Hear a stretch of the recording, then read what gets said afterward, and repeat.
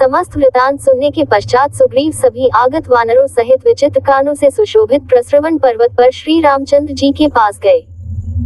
करबद्ध हनुमान ने रामचंद्र जी को सीता जी का समाचार देते हुए विनय पूर्वक कहा, प्रभु, रावण ने जानकी जी को क्रूर राक्षसियों के पहरे में रख छोड़ा है, जो उन्हें नित्य नई नई विधियों से त्रास देती हैं और उनका अपमान करती हैं। ये सब कुछ मैंने स्वयं देखा है। वे केवल आपके दर्शनों की आशा पर ही जीवित रहकर ये दुख और अपमान सहन कर रही हैं। उधर रावण निरंतर उनके पीछे पड़ा हुआ है।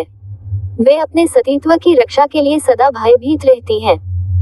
इतना कहकर हनुमान ने सीता के द्वारा दी गई दिव्य चूड़ामणि श्री रामचंद्र जी को देते हुए कहा, नाथ, मैंने उन्हें आपका संदेश सुनाकर आपकी मुद्रिका दे दी थी।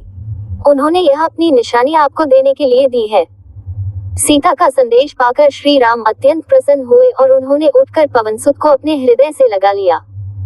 वे बोले, हे अंजनी कुमार, सीता का संदेश मुझे विस्तार पूर्वक सुनाओ।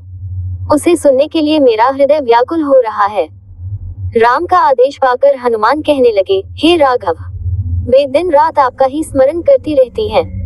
उनके नेत्रों के समक्ष केवल आपकी छवि रहती है। उन्होंने संदेश भेजा है कि रावण ने मुझे 2 मास की अवधि दी है।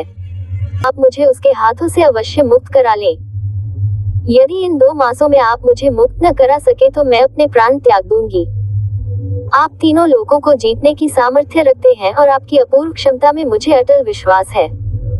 रावण को परास्त करना आपके लिए कोई कठिन काम नहीं है। अतएव शीघ्र आकर इस दासी को बंधन से मुक्त कराइए। बात सुनकर तथा उस दिव्य चूड़ामणि को देखकर श्री रामचंद्र शोकसागर में डूब गए और उनके नेत्रों से अश्रुधारा प्रवाहित हो चली। फिर कुछ संयम रखकर वे सुग्रीव से बोले, हे वानराधिपति, जिस प्रकार दिन भर की बिछुड़ी हुई कपिला गौ अपने बछड़े की आहट पाकर उससे मिलने के लिए आकुल हो जाती है, उसी प्रकार इस दिव्य मणि को पाकर मेरा मन सीता से मिलने के लिए अधीर हो उठा है।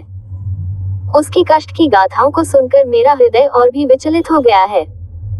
मुझे विश्वास है कि यदि सीता 1 मास भी रावण से अपनी रक्षा करती हुई जीवित रह सकी तो मैं उसे अवश्य बचा लूंगा। मैं उसके बिना अधिक दिन तक जीवित नहीं रह सकता। तो मुझे शीघ्र लंका ले चलने की व्यवस्था करो। अपनी सेना को तत्काल तैयार होने की आज्ञा दो। अब मेरे बाण रावण के प्राण लेने के लिए तर्कस में अकुला रहे हैं।